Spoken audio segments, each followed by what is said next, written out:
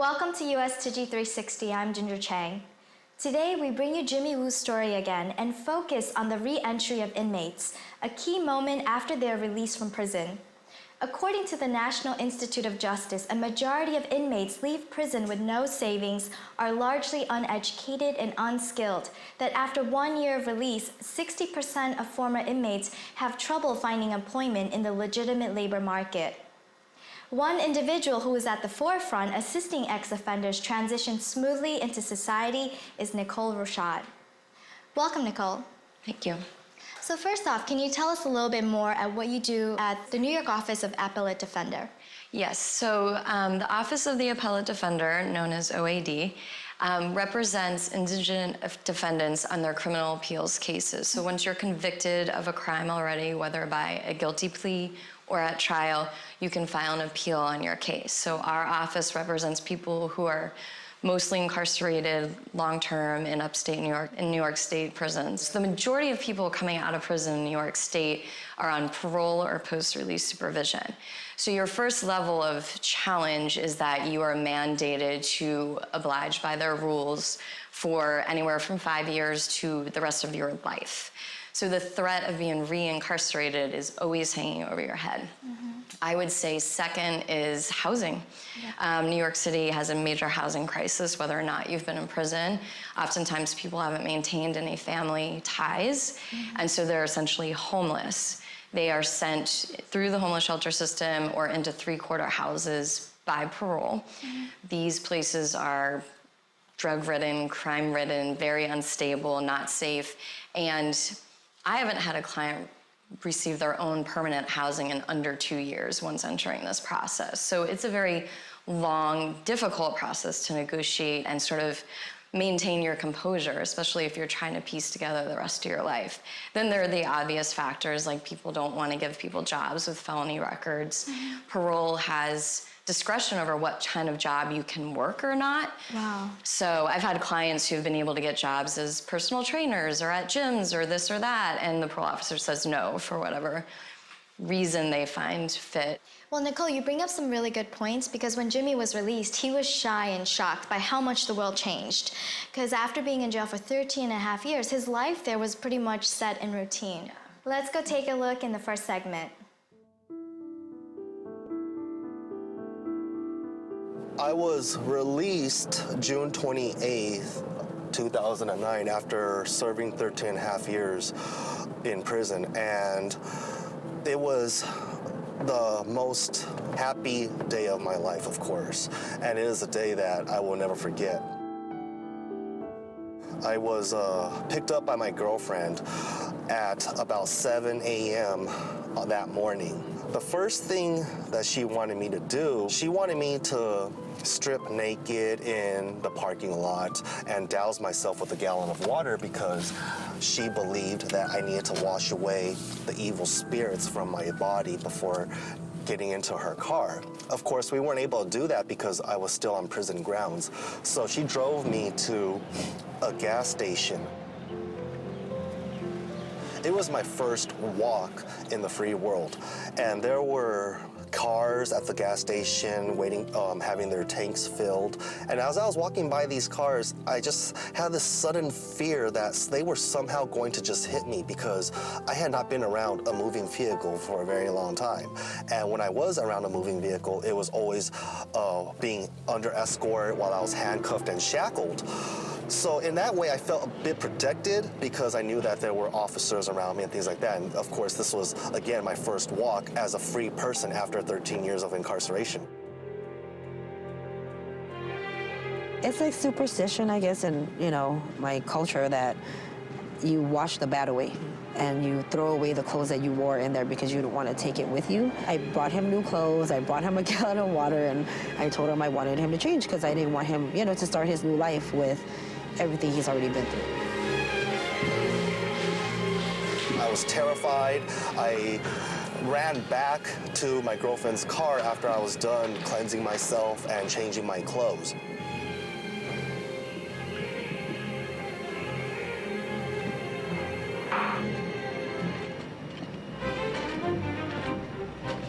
So Tell us what it took for you to do that, to get out. What did you do?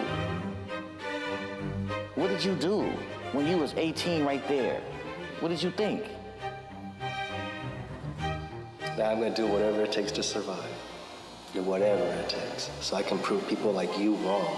So I can make it up to my family. So I cannot feel like a failure. And I'm gonna free myself because you don't hold my mind. You can hold my body, but you can't hold my mind. That's the one thing you can never have. That's the one thing I will always want. When he first came to the class, he'd only been out of jail 3 months. So there was still that cultural shock of having been in custody for so long, and him being out of custody, he wasn't maybe really sure of himself. He was kind of very humble and very shy in the class. And then, as over the years, he's opened up, and I've maintained a relationship with Jimmy since he left this class. And in fact, as a probation commissioner, I've had Jimmy talk to the probation commission. I know he goes out and talks to the community groups, sharing his experience, trying to help others. And so he's grown a lot, and it's a positive growth, and it makes me very happy and very proud of him. This is Mr. Jimmy Wu, one of my former students. Jimmy, this is my class. I give a little brief bio on you. Oh, okay. But you can give the detailed bio. Yeah, so I met Mr. Merritt about 2 years ago. My favorite spot was actually like right there. And it was a class Jimmy has the background that can help influence the students because this is a community college. Many of my students come from the community, and oftentimes many of my students are in fact criminal street gang members, and they're either trying to move forward in their life or they're here because they're curious about what could happen. And you get somebody like Jimmy who can tell them what can happen, give them a better understanding because they don't really understand the realities and the finality of a conviction in some of these cases. Some of my students come from gang backgrounds, some don't come from gang backgrounds, some have never even seen a gang member other than on TV, and they have this TV perception. So when Jimmy comes in and talks about his crime, having done his time, and why he was at risk and how to move forward from it, I think it's important because my students are going to go out into careers where they're going to be dealing with people, either law enforcement or probation, whatever it may be, and they have a need to understand where people are coming from to try and help them move forward with their lives. I used to want to be from a gang. My family, they were involved with gangs. Everybody has their share of problems. Yeah, Jimmy will help you out. He's a good man. He's a good man. So yeah, thank you for coming to our class. What was your name? Cipriano. Cipriano Williams. Nice to meet you. Yeah, you too, man. Take care. All right, you too. I'm gonna free myself because you don't hold my mind. You can hold my body, but you can't hold my mind. That's the one thing you can never have. That's the one thing I will always want. And I'm gonna write my ass off, and I'm gonna do whatever I can to touch as many people as I can out there, to share my message, to let them know what I'm about, that I'm not afraid. I'm not what you think. And I'm gonna prove you wrong. You're gonna be my motivation.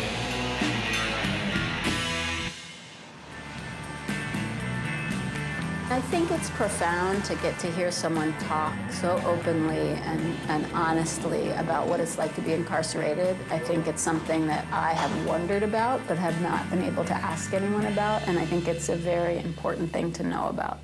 His openness about that is a huge gift. I was used to very bland, dark colors in prison. Coming into a Walmart, all these colors are so extremely vivid. Okay, there's every color imaginable. The scents were extremely overwhelming, okay? And then the noise, the clanking of the cartwheels, and then the people talking to each other and everything, it was just so overwhelming. And then the main thing that made me freeze was the movement of people. In prison, it's more or less like a fishbowl. I compare it to a fishbowl because you can only go from one point to another before you come right back to where you began. And there's always someone constantly watching you. The inmates in prison basically walk in slow motion because there is no concern of time. You have nothing but time. What is the rush? You have nowhere to go. Everybody out here is crazy. Everybody is like, they're going fast forward. We're bouncing around from place to place to place to place. And so like all these people are rushing, just trying to grab all their stuff and get in line and everything. And I was like, oh my God. When I first met Jimmy, he was working down in the ports. He had a job that was making him a little bit of money, but he wasn't feeling that it was satisfying his desire to really contribute to social change. And he took this great leap of faith by quitting his job, cutting off his source of income, and just showing up wherever he felt he could be useful to help support the restorative justice movement, to contribute to whatever he could do. And so he's been doing that for a number of months now, and as far as I can tell, he's been really successful, and it's really inspiring to see that. According to the Reentry Policy Council, nearly 650,000 inmates are released from U.S. jails annually, each of them challenged to keep up to the changing times and overcoming the socioeconomic stigma imposed on them by society. It's also due to these barriers that 52% return to prison for a new crime or violating parole. Nicole, so in terms of this, what is the OAD doing in helping them find education and employment? Our office tries to essentially fill in the gaps of services that they're not getting. Parole's mandating them to like a set number of programs that they have direct relationships with, but often they don't know our clients the same way that we do, and we have the time and flexibility to really get to know them and understand sort of their needs and skills and abilities and interests. So once we get to that point, we will try to find different education and employment programs that would best match them, and we really have the time to give them a lot of individualized attention and support. So let's go see how Jimmy learned to forgive his troubled past. He still has plenty to deal with. Just trying to build a career when you have that conviction record on your, on your record, that's hard, that's challenging. And there's gonna, throughout his life, there are gonna be people who are going to make assumptions about him because of his past. They're going to, not listen to the whole story. They're going to blah, blah, blah. There's gonna be all kinds of challenges he will continue to face. How you gonna make it? You stress your parents out. But the thing is, you look at him now and you see he's going to face them. He has that basic, what I call ballast. A boat, if a boat doesn't have much weight in the bottom, a wave will easily turn it over and it'll sink. But if the boat has good weight down at the bottom and a good rudder so that it stays on a straight path, no matter how big the wave is, it will bounce back up. And that's what I feel now. I look at Jimmy and I see he has that now. How many days pass by and you don't think about jail? Since I've been home? Yeah. Not many. Every time I look in the mirror after I shower, it reminds me. Every day you need to see tattoos. Right. So I'm always constantly reminded by it. Right. So some society members will always see him in this, that no matter what. And so today we did an exercise in what it feels like to just be out of your character, your safe zone. I've told Jimmy it's unfathomable for me to conceive of the amount of time that he served. 13 or 14 Christmases away from home is a really long time. And it takes great will and resolve and discipline to get through it and then come out on the other side stronger. And that's what separates Jimmy from, unfortunately, so many young men and women that return to prison. If you were to ask anyone in federal prison or state prison, how many of you plan to come back? No hands would come up. But yet studies show recidivism rates are very high. It's a revolving door. So many are going back. So what separates Jimmy is not that he just served a lengthy prison term. There's a lot of guys doing that. It's the success that he's had upon release. But it didn't happen by accident. And that's why so many are anxious to work with him or to support him or to want to get in his corner because he's earned it. Nothing's been given to him. He's educated. He writes well. He speaks well. He is not what you would expect of a long-term prisoner. He's different than a lot of guys who have served 13 or 14 or 15 years who unfortunately too many waste their time away with table games and TV and walking the track, and he's different from that. So it motivates people, and he shows a lot of hope to the young prisoners because they can relate to him. They can relate to the struggle. He has real lessons. I have read some of the experiences that Jimmy has had in juvenile hall where he shares his relationship and the conversations that he has with some of the youth. And it's just so beautiful to see that Jimmy welcomes the opportunity to feel the pain that young people are feeling in juvenile halls and to accompany them and hold that pain and to value it it's not just this process in his head, that, oh, I think I need to help people because, people might have helped me through the system, or because I don't want them to go through what I've gone through. It comes from the heart. It comes from a place very, very deep within Jimmy. And I remember almost immediately after he got out of prison, he went into a job that I don't think he cared about very much because he wasn't being fulfilled. He wasn't feeling, fulfillment.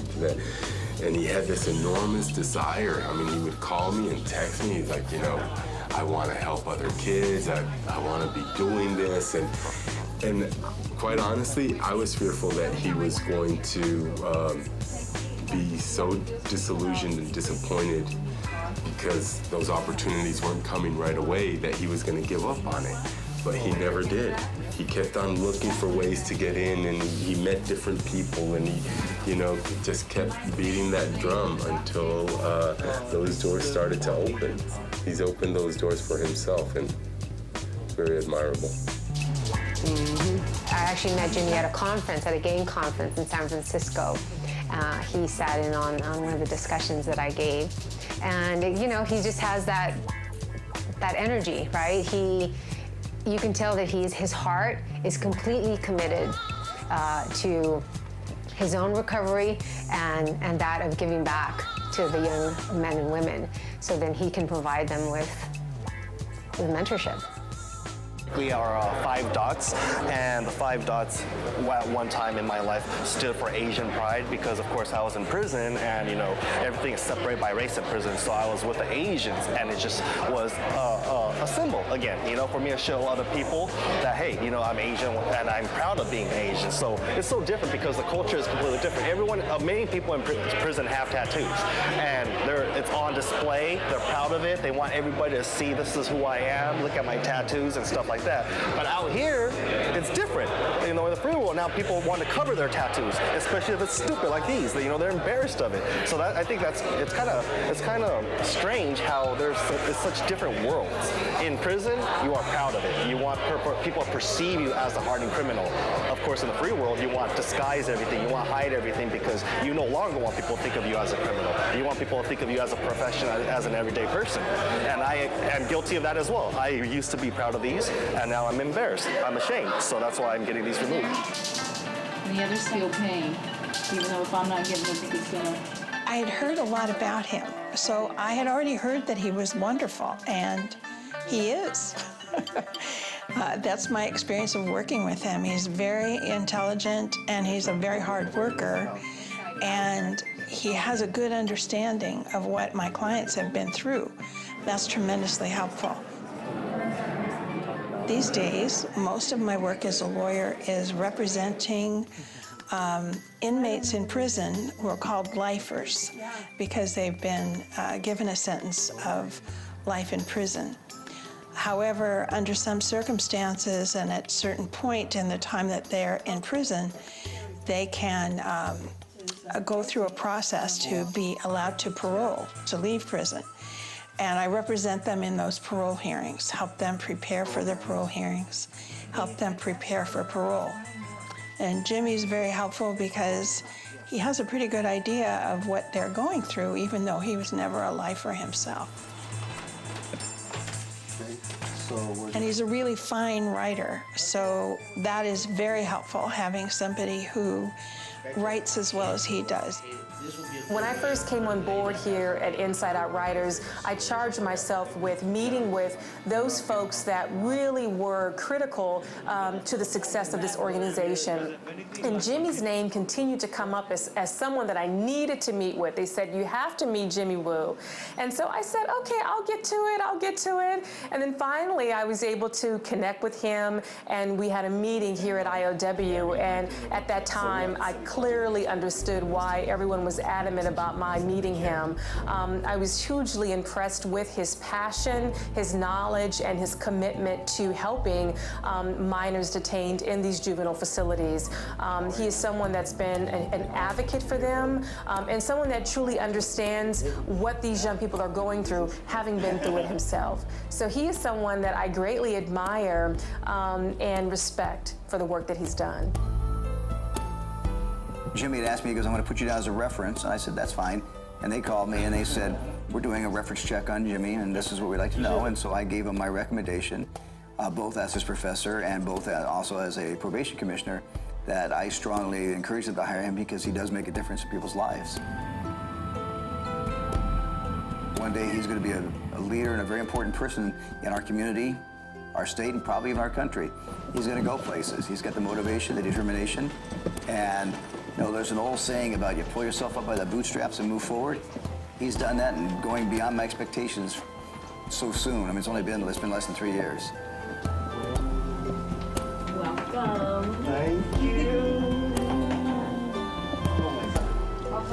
Thank you so much. And the thing that was so beautiful about Jimmy was it wasn't how you can help me, but what can I do for you? And he has always put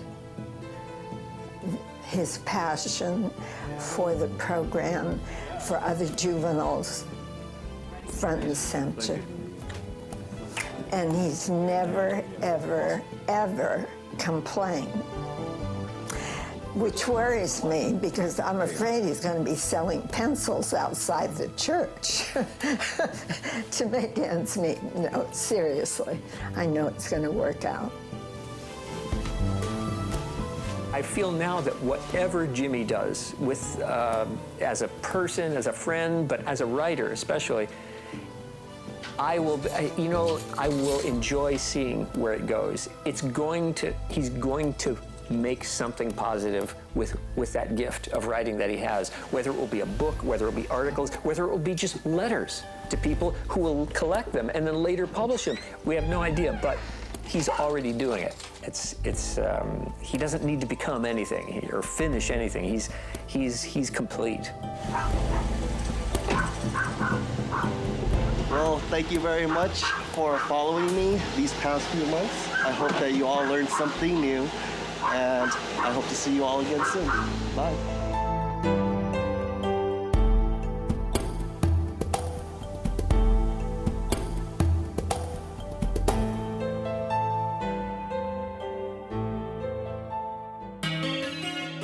Welcome back. So Nicole, as we just saw, Jimmy was able to successfully transition from prison life to normal life in society now.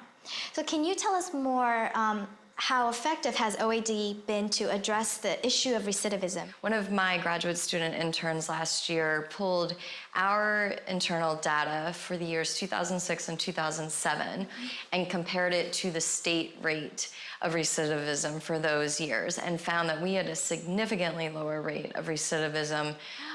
So it feels successful, and we're continuing to collect this data. Please continue what you're doing because you're representing a population that believes that they've been forgotten and unwanted.